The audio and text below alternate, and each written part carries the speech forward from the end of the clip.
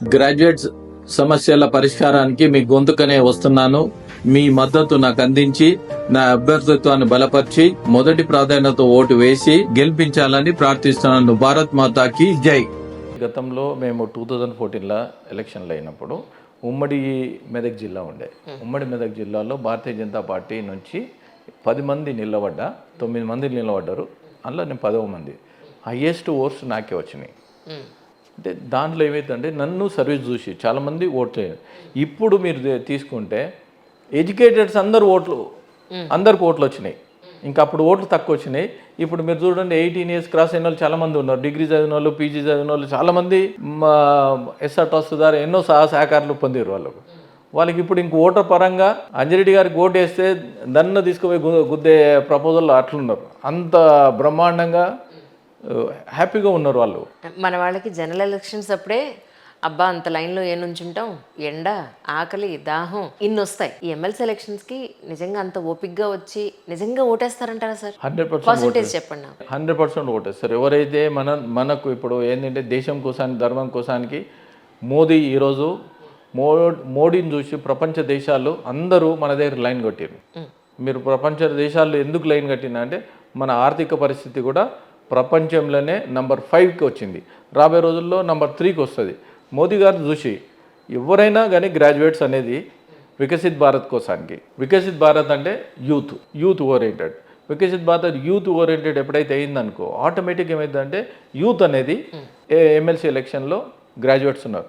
ఈ గ్రాడ్యుయేట్స్కు ఆటోమేటిక్ వాళ్ళు ఏంటంటే ఏ లోన్ తీసుకున్నా కానీ మనకు లోన్ తీసుకుని ఒక బిజినెస్ స్టార్ట్ చేశాను అనుకో వాళ్ళకి బెనిఫిట్స్ చాలా వస్తాయి. దాంతో వాళ్ళ కింద ఒక నలుగురు బతకగలుగుతారు.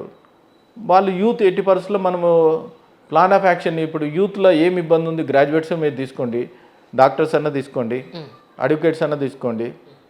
తర్వాత వీళ్ళందరూ ఏంటంటే మన దేశం కోసానికి ప్లాన్ ఆఫ్ యాక్షన్ ఎందుకు అక్కడ పోవాలి, మన వైద్యం కూడా మందేనే, మనకు టాలెంట్తో మందేనే ఉండాలి. అమెరికాకి పోకుండా మందేనే టాలెంట్స్ వచ్చింది అనుకో వైద్యులు కూడా చాలా ఇంప్రూవ్మెంట్ అవుతాయి. ఇప్పుడు మెడికల్ కాలేజ్లో నంబర్ ఆఫ్ మెడికల్ కాలేజ్లు మన సెంట్రల్ గవర్నమెంట్ ఇచ్చింది. ఐఐటీస్ గట్రా చాలామంది. ఇప్పుడు గతంలో మీరు ఇప్పుడు తీసుకుంటే ఎడ్యుకేషన్ మీద భారతీయ జనతా పార్టీ ఎన్నో ఎఫర్ట్స్ పెట్టి యూనివర్సిటీలు అనేది బాగా తీసుకొచ్చి మనము ప్రొడ్యూస్ చేస్తూ ఉన్నాం. డాక్టర్స్ కూడా ఇంప్రూవ్ చేస్తూ ఉన్నాం. మన తెలంగాణ తీసుకుంటే 50,000 మంది డాక్టర్స్ ఉన్నారు. ఆర్టికల్ 370 ప్రకారం బీజేపీ స్టాండ్ ఏంటి అని అంటే ఏం చెప్తారు మీరు? ఆర్టికల్ 370 ఉందనుకో, ఇప్పుడు గతంలో ఏముండే, మనకు ఒకటి కాశ్మీర్కి ఒకటి ఉండే, మనకు ఒకటి ఉండే కాశ్మీర్కి ఒకటి ఉండే. మనకేందో 5 years టర్మ్ ఉండే, వాళ్ళకు 6 year టర్మ్ ఉంది. దాన్ని బట్టి ఇప్పుడు ఏంటంటే దేశం మొత్తం ఒకటే ఉండాలి.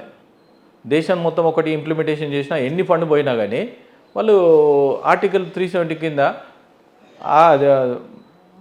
భారత్ ఆక్రమిత కాశ్మీర్ అంటారు.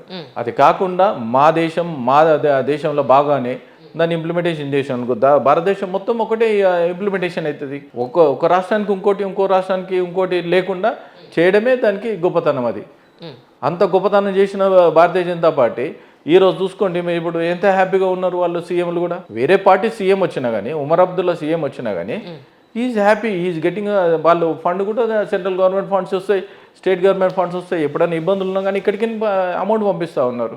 కానీ కుంభమేళ ఒక స్ట్రాటజీ ప్రకారమే చేశారు. అది దాని టైం ప్రకారం కాదు, బీజేపీ టైం ప్రకారం ముందుకు తీసుకొచ్చారు అని చాలామంది అంటూ ఉన్నారు. దీని మీద మీ అభిప్రాయం ఏంటి? కుంభమేళ భారతీయ జనతా పార్టీకి ఆల్రెడీ సెంట్రల్ ఎలక్షన్స్ అయిపోయినాయి, ఆడ ఎలక్షన్స్ లేవు. అది 140 సంవత్సరాలకు ఒకసారి వస్తుంది.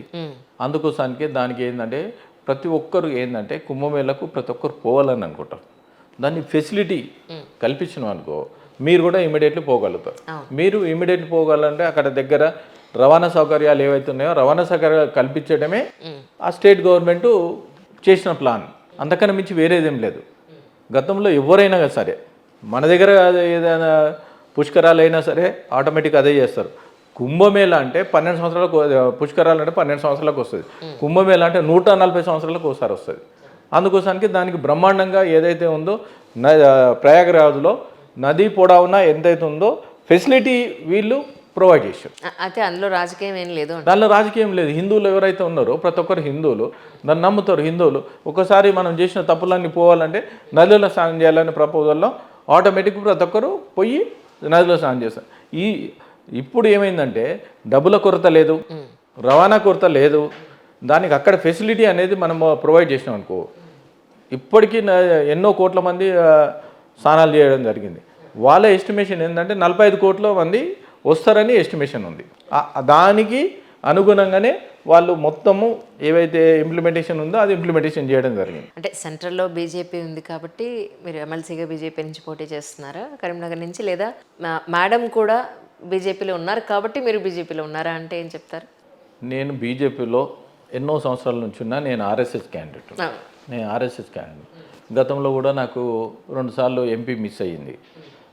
ఒకసారి ఏంటంటే స్పీకర్ గారు పి రామచంద్రరెడ్డి గారు రావడం జరిగింది. ఒకసారి ఏమో జగ్గారెడ్డి గారు ఆల్రెడీ నాకు బీఫామ్ ఇస్తున్నప్పుడు జగ్గారెడ్డి గారు వచ్చి బీఫామ్ తీసుకోవడం జరిగింది. అయినా కానీ స్టిల్ మేము కంటిన్యూగా పార్టీలో ఉన్నాం. పార్టీ గుర్తించి నా సేవలను గుర్తించి యూత్కి ఎంతో సేవలు చేశారు. ఆ గుర్తించి నా సేవను గుర్తించే పార్టీ ఇవ్వడం జరిగింది నాకు గ్రాడ్యుయేట్ ఎమ్మెల్సీ.